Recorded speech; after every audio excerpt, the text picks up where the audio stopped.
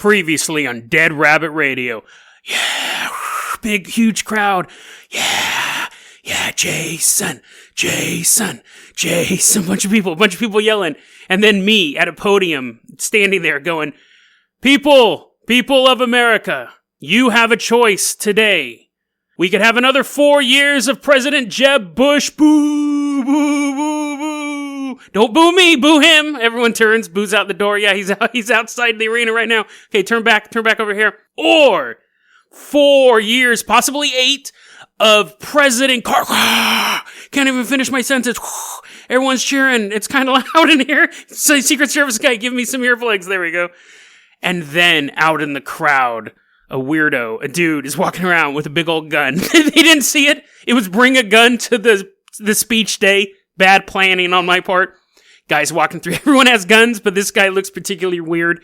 And then it cuts to, we're looking through the scope, and I'm running for president. If you haven't got the gimmick yet, I'm running for president in an alternate universe. And then, get shot. Blood's shooting out of my body. Look over at my wife, Britney Spears. You were supposed to be first lady, but you'll always be first lady to me. And then flying through the quantum realm. And then I'm sitting in an apartment, a messy apartment. What? Oh man, I was just about to run for president, and I was going to beat President Jeb Bush, but here I am doing episode 400 of Dead Rabbit Radio, which I have to say is probably a lot more fun than trying to run the United States amidst a possibly horrible virus going on. And now this episode, that was previously on Dead Rabbit. So the gimmick, you get it. This episode of Dead Rabbit Radio, as I battle the coronavirus myself, I brought it from the alternate universe. And that's actually interesting. Before I should just start the episode, but it is interesting. What if the diseases like this virus are actually brought, you know how like Europeans like showed up and like was spreading diseases everywhere? What if coronavirus is from a time traveler? Let's go ahead and actually do the intro here. That is non-related. Okay, here we go. Here's the intro. It's the 400th episode. I'm allowed to break the limit a bit. A cryptid in Argentina that may be the most unusual one we've ever discussed. And then we travel to La Crosse, Wisconsin to investigate a horrific crime. Was this crime committed by a madman, or was it committed by a demon who lives in the mirror? Today on the 400th episode of Dead Rabbit Radio.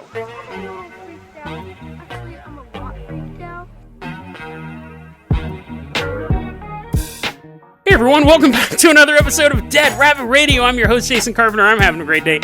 Hope you guys are having a great day too. 400th episode, season 9. Can you believe it? I believe it. I visualized this all along, but at the same time, when you get here, you're like 400 episodes. This is awesome. Thank you guys so much for being on this ride. I know I totally flubbed that intro. I think that might be the longest intro I've ever had. But yeah, we can start that as a new conspiracy theory. What if diseases we don't have cures for are actually brought from time travelers or people from other dimensions? I wonder, that might be an up-and-coming conspiracy theory. Make a new iceberg. Put that on it. The coronavirus was brought to us by a time traveler or someone from another dimension. Now, speaking of someone from another dimension, I don't know, he could actually live here.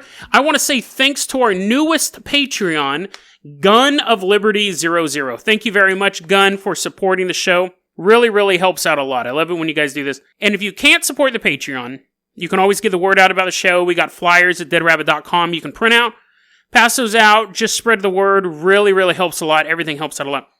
So I really appreciate that. Now, first off, we are going to Argentina. So let's give Gun of Liberty 00 the keys to the Carpenter Copter. You're going to fly us out to Argentina. So why Argentina? Normally, there's not a why. Normally, I'm not always like, why Russia? Normally, we just go out to where the stories are. But if you follow me on Twitter at Dead Rabbit Radio, at Dead Rabbit Radio on Twitter, you'll already know this. This show is huge in Argentina. It's weird. Now, I said, I always visualized my going 400, 600, 800 episodes. I never thought the show would be worldwide, right? I figured it would have a pretty dedicated audience in the United States, maybe a little bit in Europe. But the show is 60% of it's United States. We got a huge fan base across the world. Argentina is one of the fastest countries for podcast, just overall podcast growths. And Dead Rabbit Radio, in our category, which is a pretty general category, it's called personal journals. So This American Life, TED Talks, Logan Paul's podcast is in this. Dead Rabbit Radio for one day was number 1 in Argentina in our category. And you go, okay, anyone can be number 1, fluke. We're in the top 20. We've been in the top 20 for the past 3-4 weeks in Argentina. So that's huge. We're beating Logan Paul in Argentina. We're beating TED Talk in Argentina. And when I look at the other podcasts in Argentina, most of them are Spanish, which is what would be assumed, right? But this dude in the U.S. talking about, what do I talk about? Monsters and like debunking UFOs or believing in UFOs depends on the story. Sometimes I totally believe in it. And the other times I'm like, that's the dumbest story I've ever heard.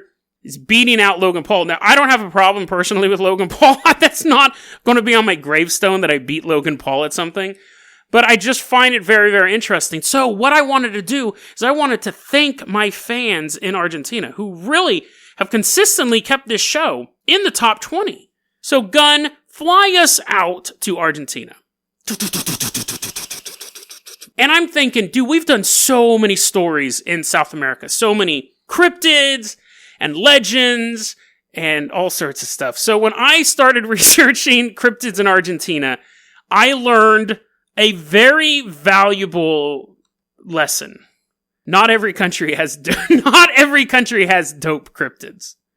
So let's just be real, guys. Let's just be real. You know how they say Eskimos have 30 different words for snow? I don't know if that's true, but people say that. Argentina has 30 different words for a giant sloth. Now, right now, there's a bunch of people in Argentina laughing at that joke. Everyone else is like, what? I found a website. It was all of the Argentinian cryptids. They're all just giant sloths. It would be like, this giant creature walking through the woods attacked 3 chickens and a farmer ran it off with a broom or something. And then it'd be like, people believe it was a giant sloth. I'm like, oh, okay, that's kind of lame. And then it'll be like, in this other region near the foot of the Andes Mountains, there's a giant 8-foot-tall creature that was beating up a donkey one day, and a farmer came out and like shot a gun up in the air and it ran away. And then it'd be like, people believe this is a giant sloth. It's all giant sloths down there. Which you're going, Jason, giant sloths are extinct. That's a cryptid, right? Why are you making fun of giant sloth? Here's the thing. Yes, you're right. If a creature is not recognized by science or was supposed to be extinct, that is the definition of a cryptid. But then there's another definition of a cryptid, which is the mainstream definition of cryptid, which is a monster, right? Like, if there's it should be able to get you. And there's nothing less threatening than a sloth chasing you. It's all, and like, what do you're like, oh no, I just have to simply stand for, you just walk around a fence. It's all giant sloths. It's so many giant sloths down there. Now, and then I started to think, maybe that's why they like this podcast so much. Because they're like, whoa, other parts of the world have like UFO sightings and these big old monsters running around. You got skinwalkers walking around Oregon. This sounds awesome. And here I am in Argentina, and the scariest movie I saw recently was like Attack of the Sloths. Which actually, I just looked out my window and just saw a bunch of things. I think there's just regular sloths down there too, so that's even less interesting. Like, Bigfoot's not interesting in the jungle because there's a real gorillas walking around. Bigfoot's interesting in places where there are no gorillas. If there's regular sloths in Argentina, who cares if there's a giant sloth down there? But anyways, let's look at some of their other ones. So we're not going to trash Argentina all day long, but I don't know if it's like a cultural thing. Well, actually, I do have a suspicion, but let me go on with this. Here's some other things they have. They have this thing called the Ucumar. It's a giant bear that runs around. Some people do think that that's actually a giant sloth, but the Ucumar is a massive bear or sloth, depending on the researcher. There's the Juy-juy. It's a plant. It's a cryptid plant. I actually had an episode, I don't know if I ever recorded it, honestly, about man-eating plants. Did I record that one? Anyways, I probably don't remember it because it was boring. Like, the idea of getting eaten by a plant is pretty interesting, but not really. I mean, I guess if I had my choice between being digested by a plant or being killed by a giant sloth, I would take the plant just because, that would be a more novel way to die. But they're both super slow. I'm like, oh no, this plant. And you just walk a couple feet away and it's like, the Juy-juy apparently shoots out pollen. Makes you fall, that's not a superpower. All plants do that, but makes you fall asleep and then it sucks your blood out. There was this thing called the Fantasma de los riscos, which means, if it's pronounced correctly, means the ghost of the badlands. You're like, oh, that sounds dope. I found 2 references to it. They both said the exact same thing. It's a naked man who just yells all the time. It's not a cryptid if it's happening right now in Oakland, California. It's not a cryptid if there's thousands of naked men as you're listening to this walking around yelling. Possibly one within, might be able to hear them depending how close you are to a major metropolitan city. These aren't cryptids. They're called homeless people. Now, maybe if there was another element, like not only was he naked and did he yell a lot, but he flew around, then yeah, sure, that's impressive, but just a naked guy walking through the middle of nowhere yelling? What? Anyways, all of that leads up to this, and let me go back. So the thing that I noticed with all of these cryptids in Argentina, this was an interesting note, they're all believable. Like Bigfoot, sure, the idea that there's a giant, missing link or ape monster walking around America or, the Himalayas or something like that, that in itself is interesting. But the idea that it can bury its dead, or maybe it turns invisible, or it has all these special powers, that's ridiculous. Mothman, fanciful. Melon heads are fanciful. Pomberos are fanciful. All these other cryptids and spirits and stuff like that, they cross the border between mythological, they have some sort of magical power, or they're just like a monkey. Just like a big old monkey man walking around. The thing about Argentina is all of their cryptids are believable. They're all, except even the plant, I guess, could conceivably have something to it, but there's nothing the equivalent of a Mothman, at least that I saw, of like a Mothman type creature, or an Mbunche, which I believe that was in Chile. All of them are like, this bear is supposed to be extinct, it's still walking around. This giant sloth is supposed to be extinct, it's still walking around. This wolf, this weird looking wolf should be extinct, it's still walking around. All of their cryptids are scientifically plausible. And that's where we get to this cryptid that I did want to highlight, which is something I've never seen before in all of my years of researching this. So fire back up that Carpenter copter gun. We're headed off to Germany. Now we're coming back to Argentina, but let's go all the way up to Germany. The year is 1992, and we're going to meet this dude. His name is Michael Scrodel. I'm sure I'm mispronouncing that name, because if I'm not, he should have changed it, right? Will you be Mrs. Scrodel? I love you, but I'm not going to be that name. Anyways, Mr. Scrodel, Michael Scrodel, he's the curator. Tell me if this isn't a job that you're going to bag a bunch of chicks doing. He's the curator, not like that, not like every job you should have is with the intent of getting a girlfriend. However, if your last name is Scrodel, you need all the help you can get. He really should have been like a ultimate fighting championship warrior or whatever. The American Gladiator, except he was in Germany. Something, rather than this. He was the curator of the mollusk collection. So he was in charge of all of the snails at the Bavarian State Collection of Zoology in Munich, Germany. Imagine bringing a girl to that workplace. She was like, oh, no, I don't collect snails. I'm in charge of the people who collect snails. She's like, it's still gross. He's like, escargot, madame. She's like, no, you're just eating exhibits. This is a fossilized snail. The snail's 65 million years old. Swallowing it up. Do you know they sell escargot at Walmart? Have you ever gone into like the oyster aisle? There's other stuff there. There's like tuna, cans of tuna, and then there's oysters, and then they sell escargot, and it's so bizarre. It's a set. So you get a giant, you can tell I'm easily distracted this episode. This is going to be episode 400, the easily distracted one. I drank a bunch of coffee. I actually went for a really long walk. Like, today's been a great day. Like, I'm so glad that we're starting episode 400 today. I had a great week off, great day, and again, I really, really appreciate you guys enjoying the show. Anyways, let's get back to this other side segment. There's a jar full of empty snail shells, and then there's a can underneath it, and you open it up, and there's a bunch of snails in it, and you put them... Ugh, gross, dude. Anyways, you can buy escargot at Walmart. Why you would want to? I don't know. I'd eat gas station sushi before I'd eat escargot from Walmart. But what was I talking about? Oh yeah, this dude. So he's the curator of the mollusk collection. Hey baby, my name's Mr. Scroto. Would you like to come and look at my snails? I'm sure the guy is totally awesome. Honestly, I shouldn't be bagging on him. I'm sure he's an awesome dude. But I don't know, maybe he's a jerk. So anyways, he's in charge of this group, probably young single man. He's attending a lecture of something called the Salinella salve. And what it is, he's at this lecture and with a bunch of other nerds, and there's a slideshow, and they're like, we have this record that this dude named Johannes Frenzel, also this German dude, back in 1892 got sent a salt sample from a buddy in Argentina. And everyone's like, ooh, that's so fascinating. My life is totally devoid of all meaning that I find that fascinating. They start showing these slides, and he goes, Johann is a very well-respected scientist, right? He had all these drawings, and he goes, underneath the microscope, he discovered these little creatures, and it's like a little tiny microscopic dude, right? It's like a little amoeba, what you picture an amoeba. But it has a mouth and a butthole.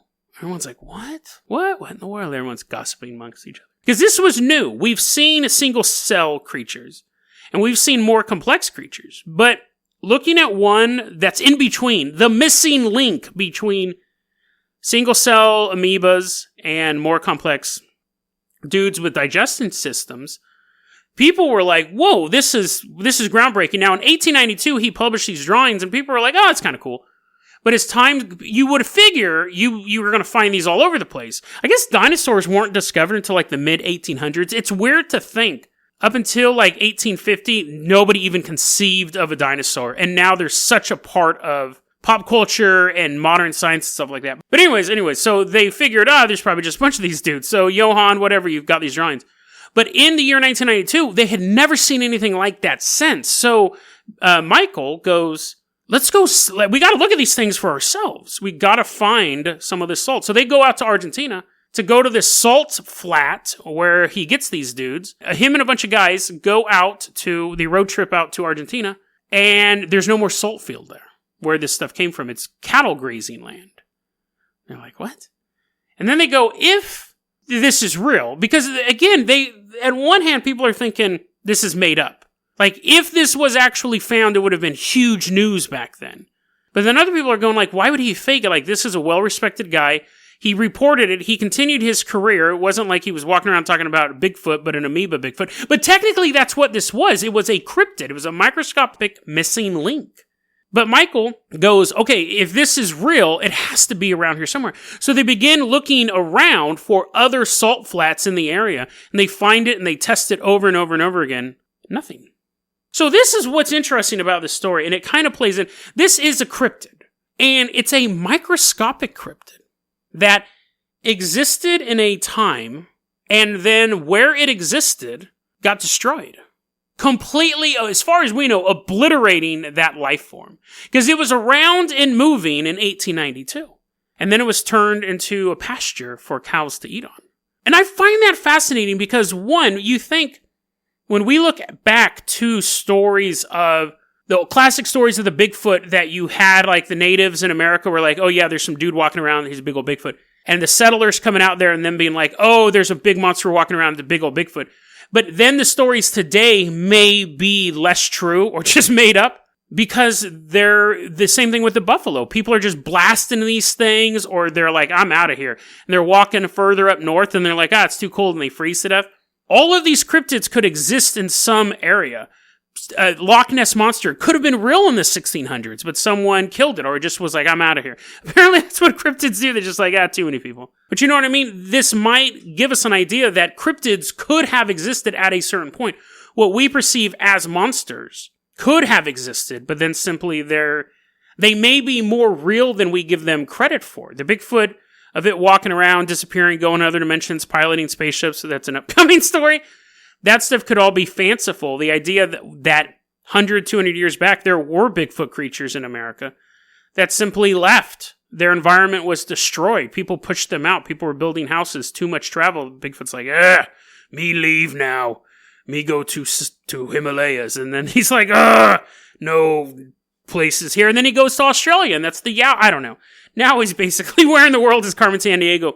My point is that it's interesting because Argentina has the more realistic cryptids, and here we have one that probably did exist that got just destroyed because someone wanted to put a farm there.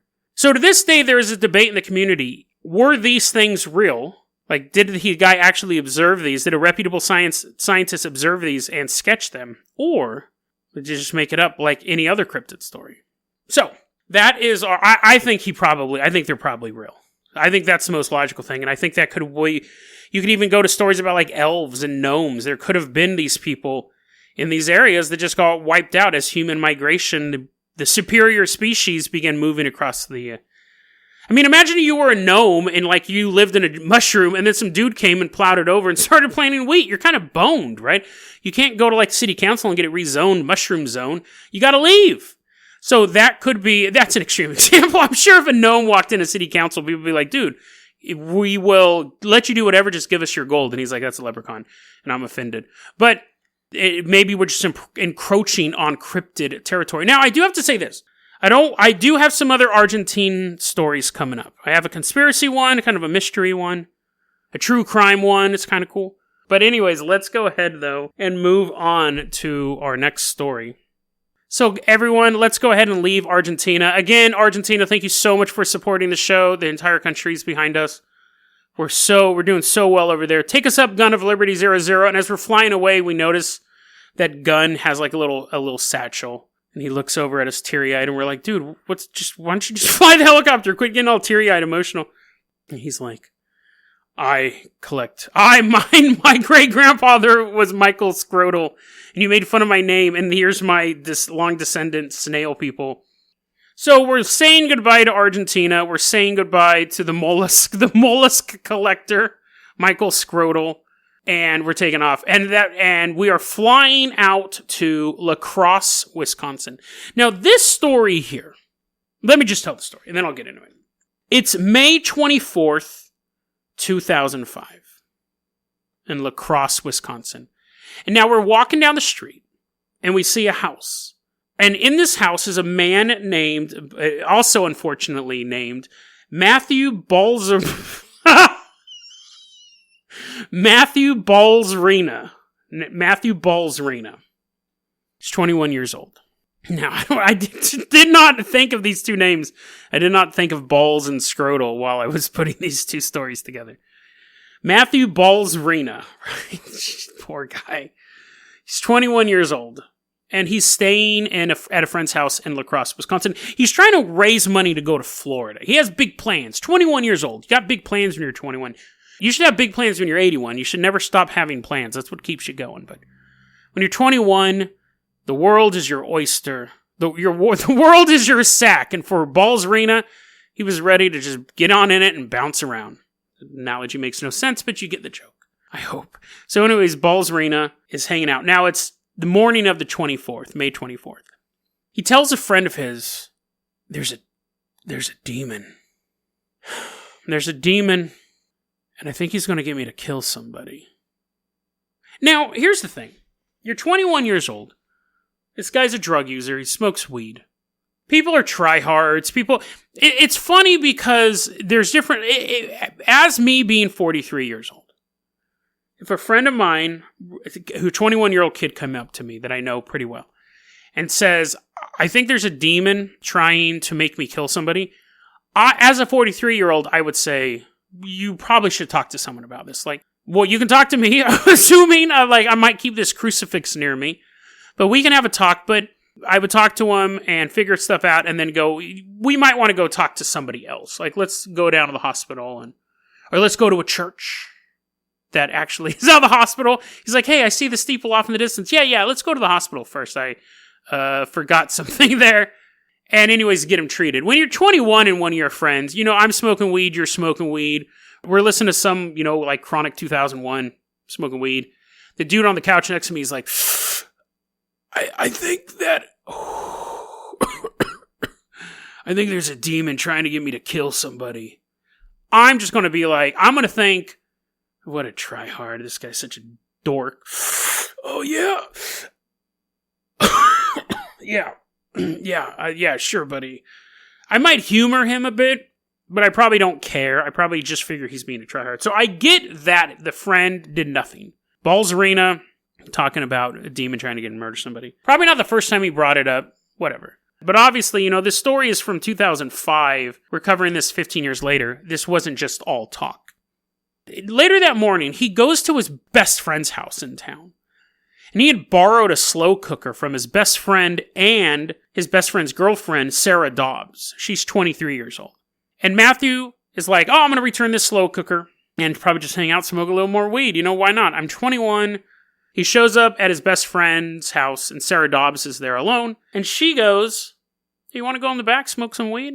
And he's like, yeah, what? Why? I didn't plan on it. I don't know. I'm not wearing my weed smoking shoes, but sure, why not? So they go into the back bedroom, and Sarah and Matthew are smoking weed. Everything's relaxed. It's mid-morning, which is actually the perfect time to be smoking weed, honestly. And Sarah looks over at Matthew and goes, can I tell you something? Thinking about breaking up with my boyfriend. Now, Matthew gets really upset by this, because that's his best friend. And for whatever reason I'm assuming Sarah and Matthew are good friends as well. Because if my significant other's best friend is sitting in front of me, I'm not going to tell them I'm thinking about breaking up with my girl, right? But if we were also really good friends, I may figure that our friendship will at least keep that secret.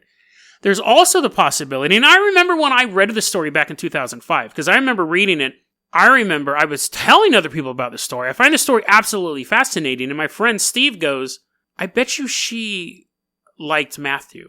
I bet you that Sarah liked Matthew, and that's why she felt comfortable saying that. Like, I'm thinking about breaking up with my boyfriend. The implication is to be with you. And it was weird, because I told Steve, I had the exact same feeling. But we don't know. We don't know. But I think that read of the story makes what comes next truly horrific. But for whatever reason, she admits to Matthew that she wants to break up with his best friend. And again, I kind of get the feeling that the implication was, let's go into this back bedroom, let's smoke weed, I want to break up with my boyfriend, ... to be with you. Those words are never spoken, but that's the read I got on it. However, Matthew, this is back to the actual story, the facts that we know, Matthew gets upset. But he doesn't show it. He doesn't show it that Sarah's going to break up with his best friend. He's getting to him, but he gets up and he goes into the bathroom and he's freaking out. Like, not like, oh no, like really, really mad. Furious that this girl was going to betray his best friend. He's just washing his hands. Washing his hands with soap. Which is how you normally wash your hands.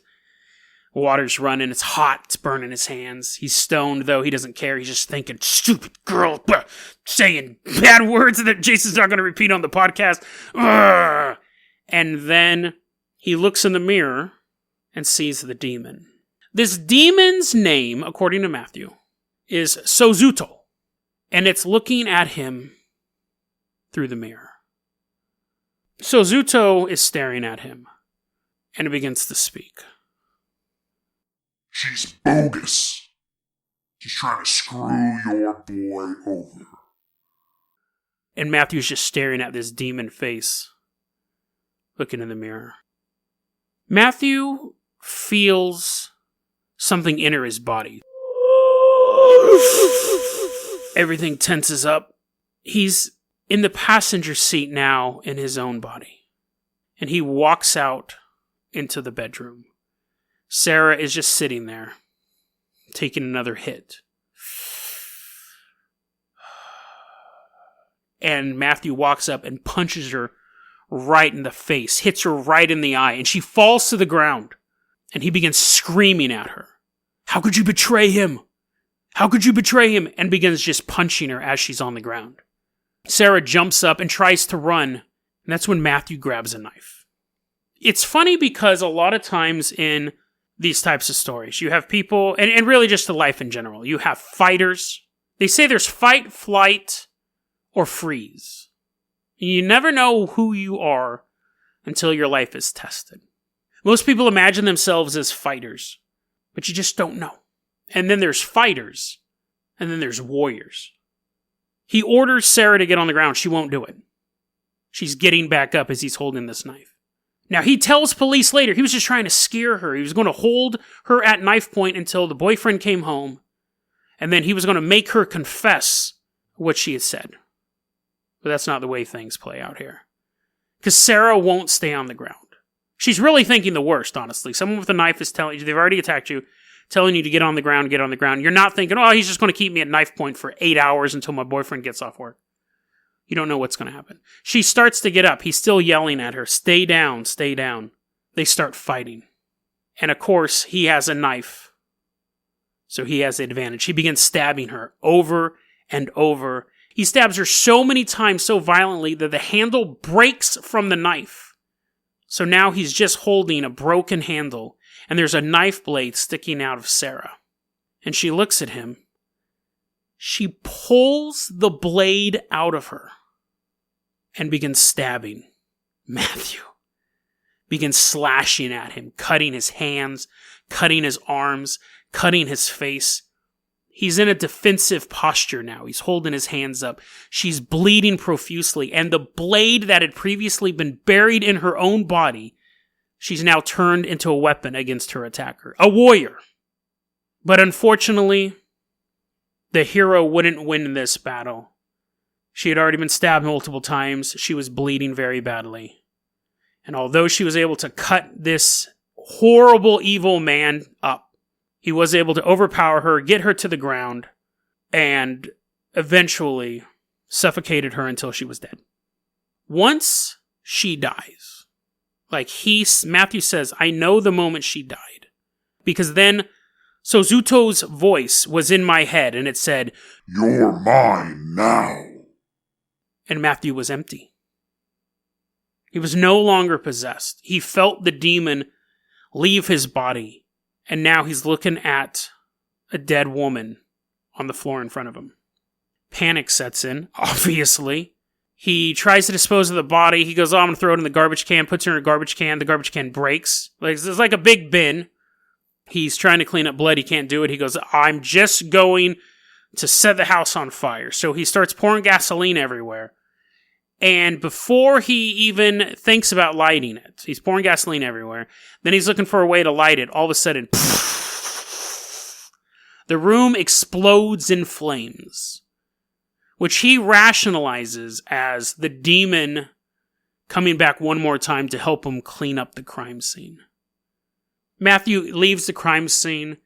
And at first, investigators think that it was a horrible accident, that the house burned down and she died. She succumbed to the smoke. But then it didn't take him long to realize, oh, there's gasoline everywhere. This wasn't an accident. That same day, he gets fired from his job and then steals a car from his job and goes on the run. What's funny is, they weren't really suspecting anyone. They noticed that there was gasoline, but they didn't put two and two together. They were actually looking for him because he stole the car.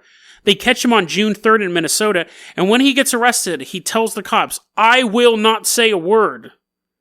I'm not confessing to anything until there's a priest in this room and I get exorcised. Cops look at each other. What? Over car theft? What's going on? Now, there's no word to whether he got the exorcism. There's no detail whether or not the priest actually came. But he did actually end up confessing to this crime. Tells the story about the demon in the mirror. He actually uses the quotes that said Sarah was bogus and that a quote, trying to screw your boy over. Those were actual quotes that the demon was saying. He pleads insanity. He says the demon made him do it. Then he changes his plea to guilty. He was hoping at some point, he pled guilty because he was hoping that he wouldn't spend life in prison, that he'd have a chance of doing parole. And they said, if you want to plead guilty, if you want to have the possibility of parole, you have to admit you did it, and the demon story was totally made up. And he goes, I did it. The demon story was totally made up. He got life in prison, no parole. The judge of the case said that this trial gave him nightmares, terrified him. He deserved to be locked up, never have a chance to get out. I find this story super fascinating on so many levels. This story I'd actually remembered from 15 years ago, but I didn't remember enough of the details. Every so often I'd try to Google it and find it, pull it up, but I never remembered enough of the details. You type in like demon possession murder, that happens a lot. It happens a lot, or it'll link me to a movie or something like that. I found this story in my new news folder, which longtime listeners of the show know that I have a folder of articles I saved back from 2004, 2005 for another podcast I was doing.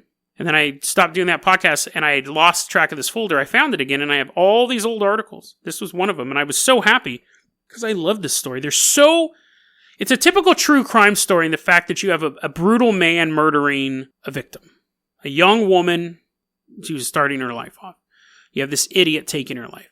Then you have the added thing about this demonic link to it. But there's so many other... I remember when this story came out, I had the conversation with Steve and I go, like, was she confessing her love? Like, if he hadn't gone bonkers, would this gone another way? That she was confessing his love? Which I think, again, adds that other horrible layer. Like, you imagine this girl finally getting up the nerve to tell a guy that she likes him. And then the next thing you know, he comes out of the bathroom and punches her right in the eye. Now, it's possible that that's a subtext that's not true.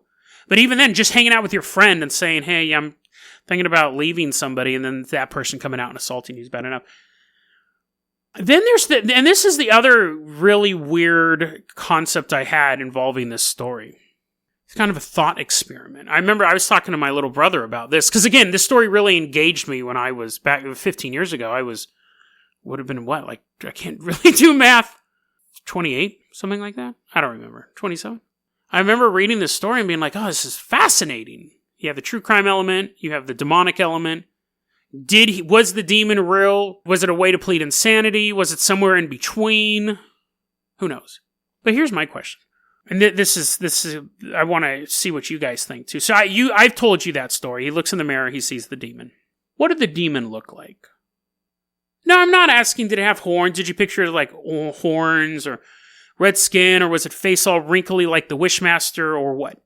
Or was it just Matthew's reflection, but he had like a goatee and like angry eyebrows? I'm not talking about that. This is what trips me out about this. This guy looks in the mirror, he sees a demon. What did it look like? Was it CGI? Did it look like a CGI demon? Super detailed. Did it look like a man in a rubber mask? Like almost like a Power Ranger type mask, a monstrous face, but you can almost tell that it's like rubbery. Did it look like a human but slightly deformed, like a vampire from Buffy the Vampire Slayer? You're like, Jason, you're just naming off. Think about it, though.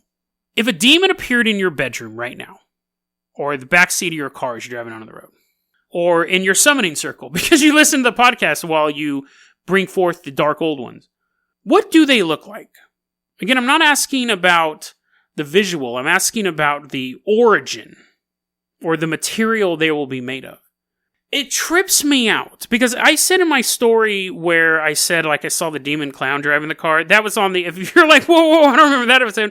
That was in the episode The Demons Surround Us about demonic possession. This demonic clown was driving through the neighborhood I was in.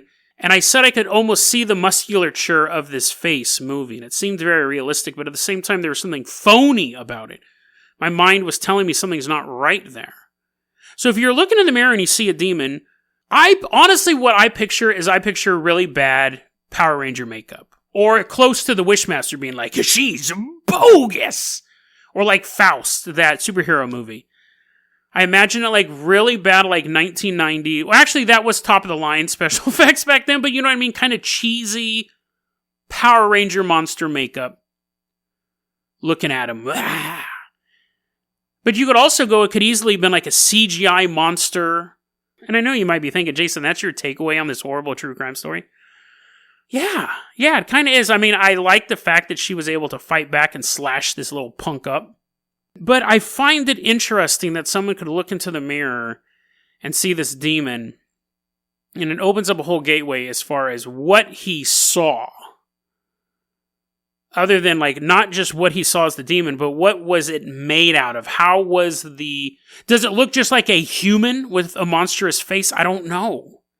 And I want to address this too, the place igniting. He says he was pouring gasoline before he even lit it on fire to ignite it. That's actually scientifically, enough gasoline spread about an area, it can just combust. The fumes, it's some sort of interaction thing. Like if you take oily rags and keep them in the garage, fire will start in a bucket of oily rags. These things will happen. So I don't think that I think that actually happened, but it's not a supernatural answer. I will say this though.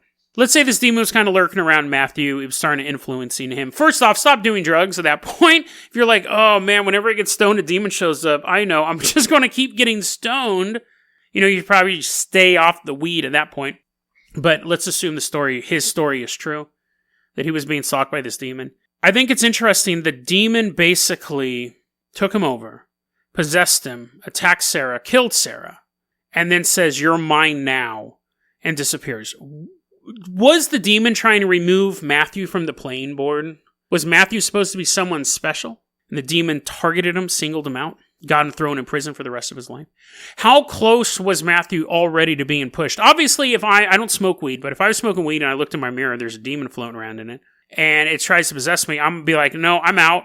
Like, I'm just gonna walk away slowly. I think you kind of have to open yourself up to that. One, also being stoned and staring in the mirror probably is not a good way to not get possessed. But could say a normal guy happened to be walking by the house at that time, and Suzuto is like leaving the mirror. He's like, oh no, this guy sucks. Bye, Matthew. He's like, no, come back. He crawls out the window. Could the demon have possessed anyone, or was the fact that Balzrina was already so stoned and already so angry and kind of lost and was trying to like find a new life? Is that what made the demon target him out? How long was this demon stalking him? Did it have a connection to the weed? Had he been stone sober, would any of this happened? Who knows? Who absolutely knows? You're mine now is what the demon says. This guy's basically in prison for the rest of his life. Was Matthew, did he have a destiny that was going to take him somewhere, and this demon tipped up the board game and removed a powerful piece and had him thrown in prison? Who knows? Why the demon singled him out? Who knows? There's so many questions about this story. And then you have the fact of this kick-ass chick. I mean, again, I've been in a couple fights in my life. I've never pulled a knife out of my own body and began stabbing someone with it. If you saw that in a movie, you would think that was made up. But she was determined to live. On an equal footing, had he come out of that bathroom and she was in a fighter's pose, this dude would have been dusted. Demon or not, it would have been 2-on-1. Sarah could have taken him out. The whole story's fascinating to me. And it's that perfect intersection of true crime and the paranormal, which is something I talked about 400 episodes ago. I think they intersect more often than we'd like to hope. Because it's one thing if you're getting mugged in a dark alley, guy has a gun to you, give me all your money. But it's something totally different if you're woke up in the middle of the night, someone smashed in your front door, you jump out of bed, and you see a man standing in your pitch black living room. And even though barely any light is penetrating through the drapes, you see something darker than black standing behind the man. You're not just being robbed. You're not just being attacked by one man. You have to face down this criminal and the demon in control of him. In that moment, are you a warrior or are you a victim? DeadRabbitRadio@gmail.com is going to be our email address. You can also hit us up at Facebook.com/DeadRabbitRadio. Twitter is @DeadRabbitRadio. Dead Rabbit Radio is the daily paranormal conspiracy and true crime podcast. You don't have to listen to it every day, but I'm glad you listened to it today. Episode 400, baby. Have a great one, guys. Slow clap.